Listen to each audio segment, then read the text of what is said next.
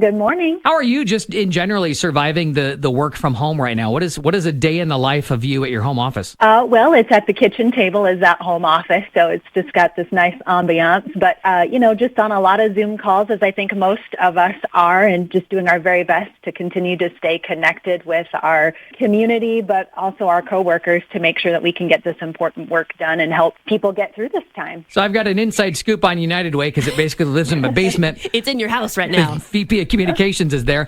So I know so much of the work that you guys have going on right now, and we have a lot of different topics we want to get to with United Way. Let's start first with, I think people have that itch that they've been confined and they want to help and they want to volunteer. Can they, is our first question. And if they can, how do they go through United Way to figure that out? Sure, absolutely. And, United Way is currently working with our nonprofit partners just to assess the needs that they have and collecting all of those COVID-19 related volunteer opportunities. And some of them you can do in person. Of course, we want to make sure that you take every precaution when volunteering, but there are some virtual volunteer opportunities out there. The first place that we're asking everybody to go is to visit our website at uweci.org/volunteer now.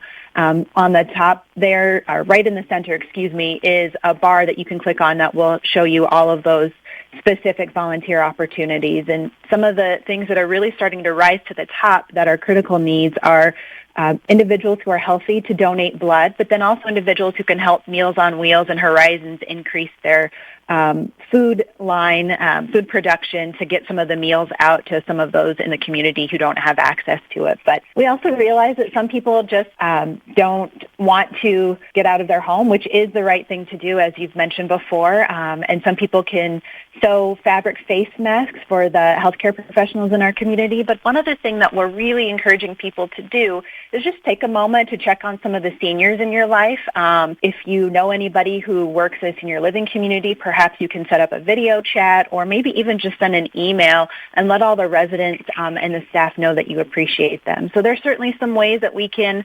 volunteer and feel like we're making an impact on our neighbors and kind of how they're handling everything. Angelica, speaking of seniors, we've had some questions from people who maybe you have some seniors in your life who aren't as technologically savvy or aren't connected on the internet. What can we do to make sure they're in the loop and can get the information that they need to have? Sure. And so certainly just if you do have that senior in your life, making sure that you give them a call and stay connected with them. But if you feel like they're in need of food or services, we're asking individuals to contact the local area agency on aging through our Lifelong Links hotline.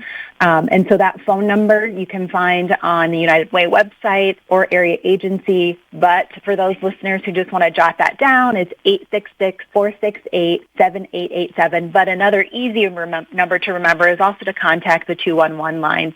And that's a comprehensive resource for anybody who has questions related to COVID-19. But certainly you can direct individuals who have a senior in their life that they're concerned about to either of those numbers. So we're covering topics like volunteering, how to make sure that you're keeping an eye out for seniors, whether they're relatives, loved ones, neighbors. And great ways to connect. It sounds like it's very helpful if you're just kind of the conduit for them.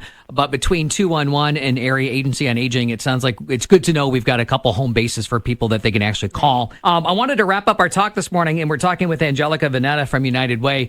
United Way just launching kind of a special fund that is going to try to find as many community dollars as possible for many of your area agency partners. It's called the CARE Fund, and I've got the acronym. It is standing for Community Agency Response Effort, CARE Fund.